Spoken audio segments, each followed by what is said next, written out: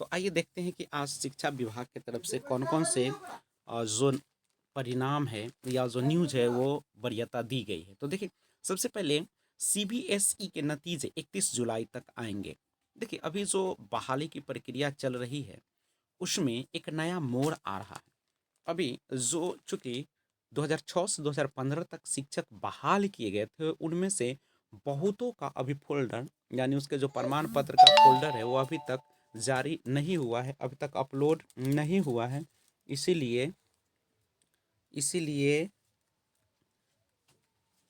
एक अच्छी भी कह सकते हैं समाचार, लेकिन उन पर गाज गिर रही है। अगर उन्होंने अपना फ़ोल्डर नहीं जमा किया है, तो उसको एक बार फिर से तारीख दी गई है, उस तारीख तक उसे करना पड़ेगा, अन्यथा उन पर कार्रवाई की जाएगी और पैसे भी वापस करने पड़ेंगे जो अब तक वेतन के रूप में उठाए हैं। और इससे यह होगा कि सीट बहुत सारे वैकेंट हो जाएँगे, तो नए वैकेंसी जो हैं, उसमें भी ज़ोर पकड़ेगी। अब देखिए, एक ये फ़ोल्डर अपलोड नहीं किया तो जाएगी नौकरी।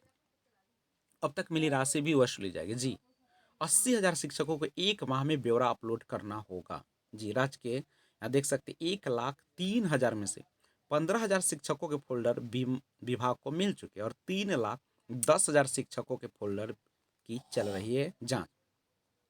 अंतिम मौका निगरानी जांच से छूटे शिक्षकों के फोल्डर जमा करने को 1 माह की मोहलत। वसूली अधिनियम के तहत वसूल की जाएगी अब तक प्राप्त वेतन की राशि। आज शिक्षा विभाग जारी कर सकता है फोल्डर डालने का शेड्यूल। तो ये एक सकारात्मक पहलू है, जिसके तहत आप देख सकते हैं कि अगर ये लो 88,000 शिक्षक अगर वे अपलोड नहीं करते हैं, जो भी नहीं करते हैं, तो उनकी नौकरी जाएगी। तो इससे क्या होगा कि नए जो बेरोजगार हैं उनको मिलेगा जॉब। ये जो बड़ी धांधली हुई थी नगर निकायों के द्वारा, पंचायत के द्वारा, शिक्षकों के द्वारा, तो उन सब का अब सॉल्यूशन सरकार धीरे धीरे पैमाना अपना रही है, कठोर कदम। और इससे बहाली में भी आएगी एक मोड़। यानी अभी हम लोग जो इंतजार करें कि 94,000 यानी 1.25 लाख शिक्षकों का शेड्यूल जारी किया जाए, उसको भी हम लोग जोर में हैं। उसको जल्द करवा दे तो अच्छा है, क्योंकि जितना जल्दी बहाली उतना जल्दी हम लोग का एसटीटी 2019 जो है उसकी बहाली प्रक्रिया आगे बढ़ेगी। जब तक ये फंसा रहेगा तब तक उसमें भी मुश्किलें आती रहेगी। तो ये अच्छी खबर है। यहाँ पे देख सकते हैं कि कहीं ना कहीं राज्य अपनी कार्य की ओर बढ़ रही है और राज्य के सरकारी विद्यालयों में पंचायती राज तथा नगर निकाय नियोजन इकाइयों द्वारा बहाल ऐसे शिक्षक जिनके प्रमाण पत्रों की निगरानी जांच नहीं हुई, उनके लिए राज्य सरकार ने अंतिम मोहलत के रूप में 1 माह का समय दिया। ऐसे शिक्षकों की संख्या 88,000 है और इन्हें इसी माह 21 जून से 20 जुलाई तक अपने प्रमाण पत्र शिक्षा विभाग द्वारा एनआईसी की मदद से बनाए गए वेब पोर्टल पर अपलोड करने होंगे। ऐसा नहीं करने वाले शिक्षकों की नियुक्ति को अवैध मानते हुए उनकी सेवा समाप्त कर दी जाएगी। साथ ही उनको अब तक प्राप्त वेतन की राशि भी उनसे लोक मांग वसूली अधिनियम प्रावधान के तहत वसूल की जाएगी। प्राथमिक शिक्षा निदेशक डॉक्टर रंजीत कुमार सिंह ने गुरुवार को बताया कि अब तक जिन शिक्षकों के प्रमाण पत्रों से संबंधित फोल्डर निगरानी अन्वेषण ब्यूरो को डीईओ द्वारा उपलब्ध नहीं कराए गए हैं, उनके फोल्डर को उपलब्ध कराने के लिए अंतिम विकल्प के तौर पर विभाग द्वारा एक वेब पोर्टल किया। तो ये है, अच्छी खबर है।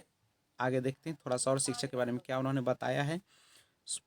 54 प्रखंडों में एक भी सक्रिय मरीज नहीं, ये कोरोना की बातें हैं। तो आइए, ये है, आपने देखा अभी। उसके बाद अगर हम बात करते हैं शिक्षक के तौर क्या दिया है इसमें। हाँ, 6% स्कूलों ने अपनी जानकारी यू डैश पर दी। जी, 94% स्कूलों ने कि राज्य सरकार के आदेश की अनदेखी, शिक्षा विभाग ने गंभीरता से लिया।